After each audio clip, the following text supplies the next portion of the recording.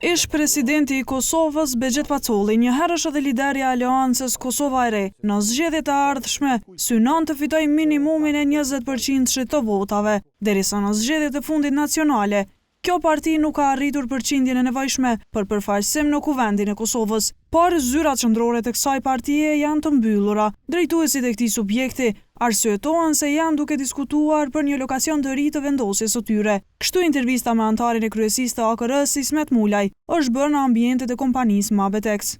Realisht është mbi 50% e popullatës e cila nuk ka dalë në zgjedhjet e fundit. Është një numër i madh i votuesve që e ka abstenu këtë skenë politike. Po ashtu polarizimi të skajshëm i pozitës dhe opozitës e ka kërku, domethënë ka qenë edhe kërkesë e individëve të ndryshëm, qytetarëve ndryshëm që AKR-ja të jetë partia e cila do ta zërë këtë hapësirë e cila nuk mbulohet prej pozitës dhe opozitës. Është hapësirë shumë e madhe.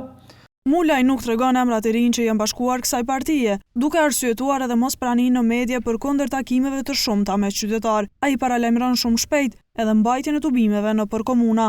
Shumë shpejt do të jetë tubimi i parë promovues i një pjesë të emrave, që do të angazhohen në reformimin e partisë dhe do të jenë pjesa bartëse e proceseve të AKR-s në tërë Kosovën.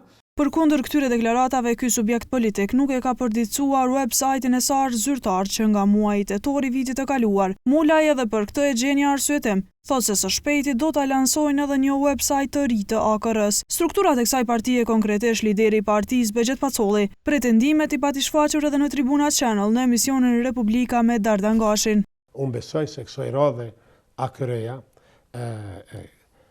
ka legitimitet të plot me shku para qytetarit edhe me kërku votën e tij. Aleanca Kosova e Re ka paralajmëruar se shumë shpejt do të lansojë edhe formularin online, përmes të cilit çdo kush mund të bëhet pjesë e tyre, për siç thon ata, një Kosovë dinjitoze, të barabartë për të gjithë, për një Kosovë të zhvilluar ekonomikisht, për një Kosovë të dashur për qytetarët e saj në radhë të parë.